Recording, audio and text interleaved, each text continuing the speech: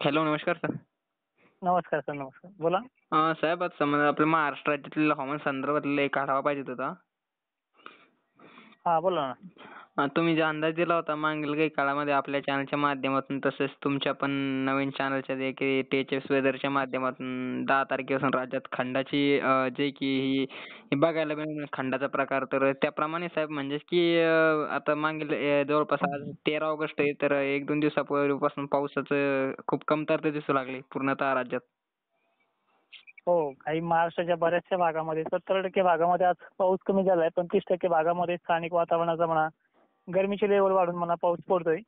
आणि ह्या गोष्टीमध्ये आता कसं आहे 12 तारखेपासून आपण खंड सांगितलाय, पण तो आज एकही दिवस पूर्ण झालेला नाहीये. आज 13 आणि हळूहळू महाराष्ट्राला पिकांना पाणी देण्याची वेळ पश्चिम महाराष्ट्रात येणार आहे, दक्षिण महाराष्ट्रात येणार आहे.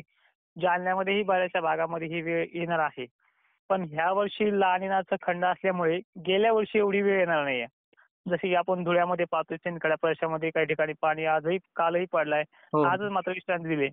आणि अमरावतीमध्ये सुद्धा काही ठिकाणी लोक कमेंटमध्ये विचारत असतील की आम्हाला ओला दुष्काळ आहे. पण हे चित्र लक्षात घेता ह्या दोन्ही गोष्टी बाजू मांडता येणार.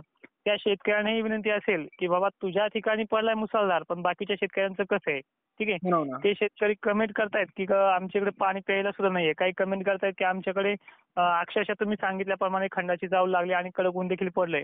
पण त्याच्याच खाली एक जण विचारतोय की सर ओला दुष्काळाचे संकेत दिसेल आम्हाला, पण तुमच्या एका भागामध्ये लक्ष दिलं तर बाकीच्या भागांमध्ये ओला दुष्काळ नाहीये. शेवटी हा खंड आहे जो सातत्याने चालू असणारा जो पाऊस आहे त्याच्यामध्ये खंड हा पडलेला आहे.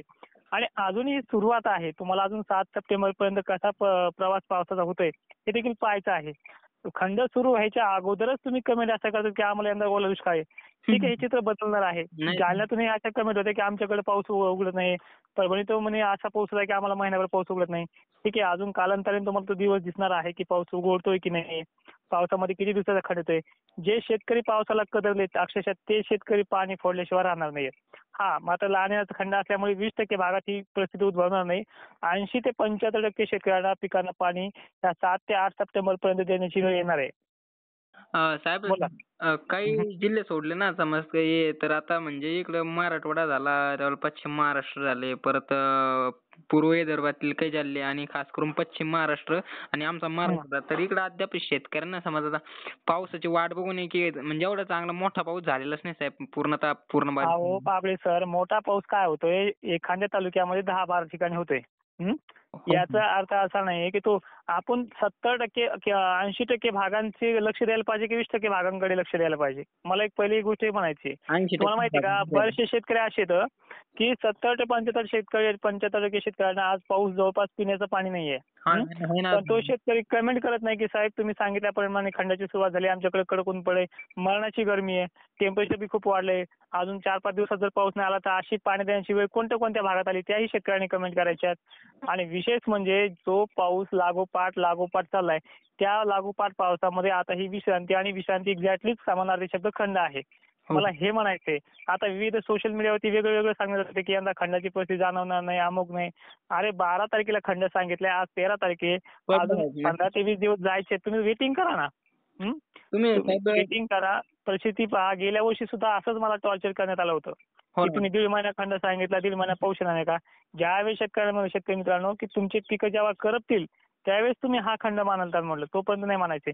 आणि मी सुरुवातीपासून सांगितलं पावेसर तुमच्याही व्हिडिओच्या मार्फत, इतरही व्हिडिओच्या मार्फत की लानिनाचा खंड असल्यामुळे गेल्या वर्षीपेक्षा तीव्रता कमी भासणार आहे. अधूनमधून 4 दिवसाला 8 दिवसाला पाऊस पडेल आणि काही ठिकाणी स्थानिक वातावरणामध्ये पाऊस चालू राहील की ह्या भागातून गेला त्या भागातून गेलाय.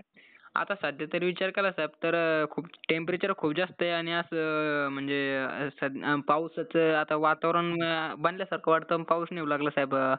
पुढं कसं राहील साहेब, कारण की आता सध्या तर तुम्ही सांगितल्याप्रमाणे खंडाची तीव्रता भासू लागली, परंतु आता पुढील जे की 20-22 ऑगस्ट दरम्यान कसं राहील? सांगायचं म्हणलं ना तर 17-18 तारखेला कर्नाटकला बराच ऑडियन्स तुमच्या चॅनलला दिला आहे. हो हो, आहे तर ना. कर्नाटकला 17 तारखेपासून पुढे पाऊस येते. कॉमन आहे पण व्याप्ती चांगली आहे म्हणजे 70 ते 75% तो भाग येईल. त्यानंतर सांगली, सोलापूरला ह्या 2-3 दिवसामध्ये सुद्धा पावसाचे संकेत आहेत. पण तो कर्नाटक बाउंड्री लागत त्या भागांना. कारण की त्या भागामध्ये श्रीलंकेमागे येणारं लो प्रेशर आपण याच्या पूर्वकल्पना अगोदर व्हिडिओमध्ये दिली आहे. हो ना. तर त्या लो प्रेशरचा परिणाम तिथे पाहायला मिळणार आहे. आणि संबंध कर्नाटक आणि कोल्हापूर भागामध्ये याचा पाऊस असणार आहे. आता मराठवाड्याची कंडिशन अशी असणार आहे. स्वातंत्र्य दिना दिवशी म्हणजे 15 ऑगस्ट किंवा 16 ऑगस्टच्या दरम्यानमध्ये पूर्व विदर्भातल्या नागपूर असेल, अमरावती असेल, वर्धा असेल, हिंगणघाट असेल, वाशिम वगैरे भागामध्ये स्थानिक वातावरण तयार होऊन पावसाचे चान्सेस आहेत.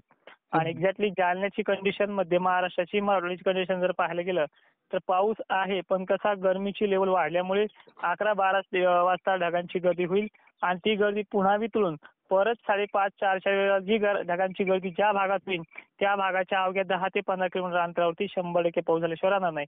पण याची व्याप्ती आहे फक्त 25%, 25 ते 50% म्हणजे जो जो भाग पहिले 100% घ्यायचा तो भाग फक्त अर्धा किंवा त्याचाही अर्धा 25 ते 50 अशी याची कॅपॅसिटी आहे. हो. साहेब आता समज हे पूर्ण पुढे आता ऑगस्ट संपला की सप्टेंबर येणार आहे. समज तुम्ही सांगितलं होतं की आता जवळपास 12-13 तारखेपासून खंडाची तीव्रता बसेल. तर पुढे आता कसं सर, खंड ऐकणाऱ्यांनी 2 शब्दामध्ये ऐकायचंय खंड. खंड हा आहे, पण खंड ज्या भागामध्ये पाऊस कमी पडलाय त्या भागांना जास्त तीव्रता जाणवणार आहे. अक्षरशः त्या भागामध्ये शेतकऱ्यांनी ऑलरेडी पाणी सुरू केले, आजच्या डेटला पाणी सुरू केले पश्चिम महाराष्ट्राने सुद्धा.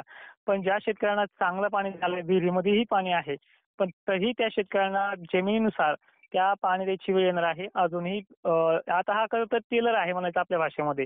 पिक्चर अजून सुरुवात व्हायची आहे. थोडं वेटिंग करा.